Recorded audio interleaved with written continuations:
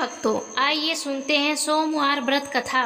भगवान शिव की कृपा प्राप्त करने के लिए सोमवार का व्रत अत्यंत फलदायी माना जाता है। सोमवार के दिन सुनने वाला कथा और पूजा विधि आइए जानते हैं विस्तार से। हिंदू धर्म में सोमवार का दिन चंद्रमा और भगवान शिव को समर्पित है। मान्यता है कि जो व्यक्ति निष्ठा पूर्वक सोमवार का व्रत रखता है, उसके जीवन के सभी कष्ट दूर हो जाते हैं और मनोवांछित फल की प्राप्ति होती है। कुंवारी कन्याएं सूर्य योग्य वर पाने के लिए और विवाहित स्त्रियां अखंड सौभाग्यवती के लिए यह व्रत करती हैं। सोमवार व्रत की पूजा विधि सरल है, लेकिन इसके शुद्धता और भक्ति का विशेष महत्व है। सोमवार के दिन सूर्य उदय के पूर्व उठकर स्वच्छ आदि से निर्वृत्त होकर स्नान करें। यदि संभव हो तो जल में थोड़ा गंगा जल मिलाकर स्नान करें। स्वच्छ सफेद वस्त्र धारण करें। सफेद रंग शिव जी को अति प्रिय है।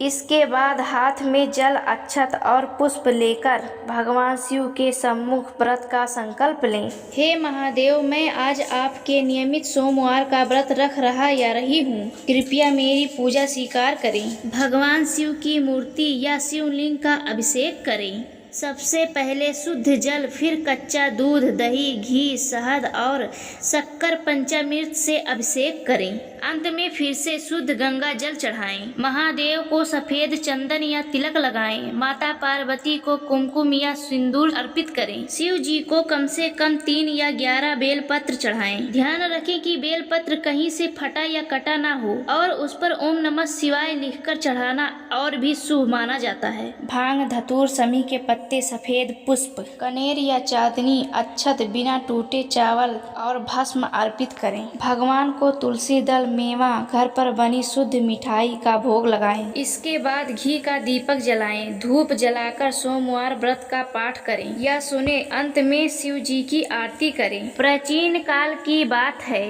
एक नगर में एक अत्यंत धनी साहूकार रहता था।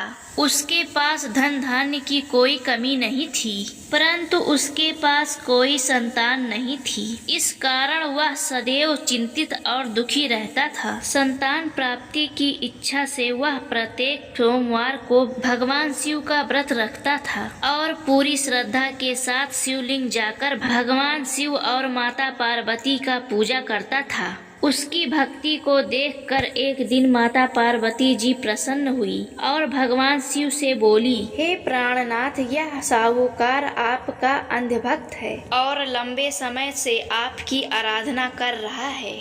कृपया इसकी मनोकामना पूरी करें और इसे पुत्र प्राप्ति का वरदान दें। भगवान शिव ने मुस्कुराते हुए कहा, हे पार्वती, इस संसार में प्रत्येक प्राणी को उसके कर्मों का फल मिलता है। इस साहूकार के भाग्य में पुत्र का सुख नहीं है। परंतु माता पार्वती के बार बार आग्रह करने पर शिव जी ने कहा, ठीक है, मैं इसे पुत्र प्राप्ति का वरदान देता हूँ, परंतु इसका पुत्र केवल 12 वर्ष की आयु तक ही जीवित रहेगा। साहूकार यह सब बातें सुन रहा था। उसे ना तो बहुत खुशी हुई और ना ही बहुत दुखी। उसने पहले की तरह शिव जी की पूजा जारी रखी। कुछ समय बाद साहूकार की पत्नी एक सुंदर पुत्र को जन्म दिया। जब वह बालक 11 वर्ष का हुआ तो साहूकार ने उसे पढ़ने के लिए काशी भेजने का निश्चय किया। साहूकार ने बालक के मामा को बुलाया और धन देकर कहा, इस बालक को शिक्षा प्राप्ति के लिए काशी ले जाओ। रास्ते में जहाँ भी विश्राम करना, वहाँ यज्ञ करना और ब्राह्मणों को भोजन कराते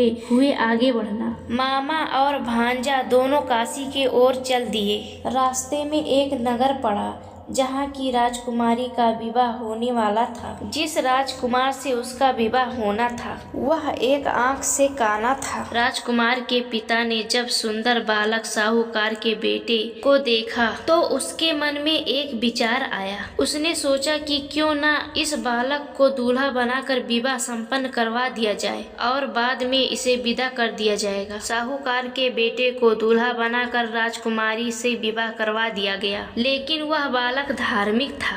उसने राजकुमारी की चुनरी के पल्ले पर लिख दिया, तुम्हारा विवाह मेरे साथ हुआ है, लेकिन जिस राजकुमार के साथ तुम्हें भेजा जाएगा वह एक आंख से अंधा है। मैं तो काशी पढ़ने जा रहा हूँ। जब यह राजकुमारी ने पढ़ा तो उसने अंधे राजकुमार के साथ जाने से मना कर दिया। बारात वापस लौट गई और उधर बालक और उसका मामा काशी पहुंच गए। बालक की आयु 12 वर्ष होने वाली थी।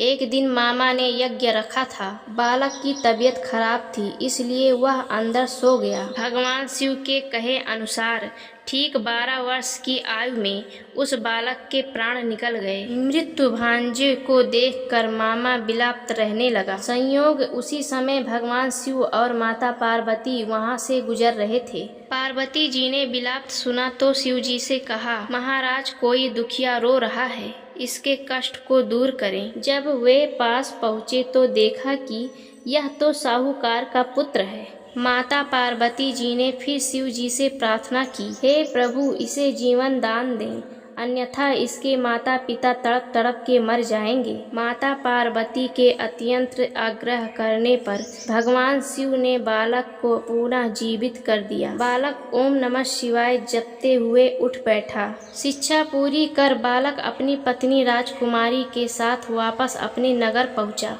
इधर साहूकार और उसकी पत्नी छत पर बैठे थे। यदि हमारा बेटा वापस नहीं आया तो हम छत से कूदकर अपनी जान दे देंगे। तभी उसका बेटा अपनी वधू के साथ वापस आ गया। साहूकार का परिवार पूरा खुशियों से भर गया। उस रात भगवान शिव ने साहूकार के स्वप्न में आकर कहा, हे साहूकार, मैं तुम्हारी भक्ति से अत्यंत प्रसन्न हूँ। तुम्हारे सोमवार के व्रत रखने से और कथा सुनने से मैं अति प्रसन्न हुआ, इसीलिए तुम्हारे पुत्र को लंबी उम्र का वरदान दे दिया। तुम्हारे व्रत के प्रभाव से तुम्हारे घर में धन धान्य की कोई कमी नहीं रहेगी। अब तुम खुशी से अपने परिवार के साथ जीवन यापन कर सकते हो। भगवान शिव अत्यंत भोले हैं। वे केवल भाव के भूखे हैं। वे केवल सच्चे मन और अटूट विश्वास से प्रसन्न होते हैं। सोमवार का यह व्रत न केवल भौतिक सुख प्रदान करता है बल्कि मानसिक शक्ति और आध्यात्मिक उन्नति भी प्रदान करता है। तो भक्तों, आप सबको यह कथा कैसी लगी कमेंट बॉक्स में जरूर बताएं और अपने चैनल श्याम किशोरी को लाइक सब्सक्राइब जरूर करें। हर हर महादेव।